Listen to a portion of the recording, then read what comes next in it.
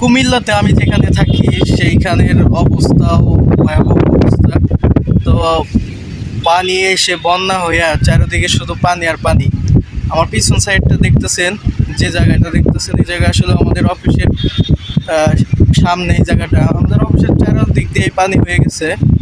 তো এই জায়গার এই পাশের জায়গাটা আমি ওনাদের কাছে শুনলাম বিগত 15 থেকে 20 বছরের মধ্যে এত পানি হয় নাই এখানে, প্রায় বুক পর্যন্ত পানি।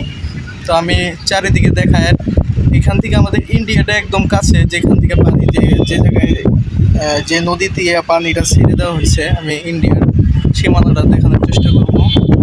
মূলত এইটা হলো কুমিল্লা শহর। শহরের পিছন সাইড দিয়ে ওই একটা মানে একটু একটা দেখা যায়, সীমানা দেখা যায়, ওইটাই হলো ইন্ডিয়া। তো পুরোপুরি ভালোভাবে দেখা যাচ্ছে না এখান থেকে, আহামরি দূর না। এই বিল্ডিং করার পেছনে ওই শহরটা, এখান থেকে যাইতে সর্বোচ্চ 30 মিনিটের থেকে 40 মিনিট সময় লাগে। তো এইটা হইলো এইখান দিয়ে যে পানিগুলো দেখা যাচ্ছে, এইখান দিয়ে কোনো দিনও এইরকম পানি হয় নাই। তারপরেও বৃষ্টি হয়েছে, যদিও 4-5 দিন বৃষ্টি হয়েছে, 5-7 দিন। এখন বৃষ্টি থেমে গেছে। এখান দিয়ে মোটামুটি কোমর মাজা পর্যন্ত, বুক পর্যন্ত পানি হয়ে গেছে। এখান দিয়ে এত পানি কখনো হয় নাই।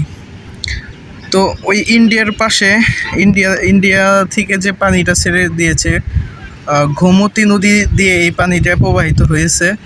তো এখানকার স্থানীয় লোকেরা বলে ওইটা হলো গোমতী নদী। তো গোমতী নদী দিয়ে পানিটা এসেছে। আপনারা যদি এই দিক দিয়ে দেখেন, ওই শহর কিন্তু পুরোটাই পানির নিচে তলিয়ে গেছে, ডুবে গেছে। তো শহরের মানে এই সাইডে টমচম ব্রিজ নামে একটা ব্রিজ আছে, ব্রিজের উপর দেওয়া মাজা পর্যন্ত পানি অলরেডি হয়ে গেছে। তো এই দিকটা একটু পানি কম আসছে, এই দিকটা উঁচু এলাকা, আমাদের অবশ্যই এই পাশটা একটু উঁচু। তারপরে এই পাশে যদি দেখা যায়, এই পাশে একটু নিচু এলাকা, এই পাশে তো পুরাটা ভরে গেছে পানিতে।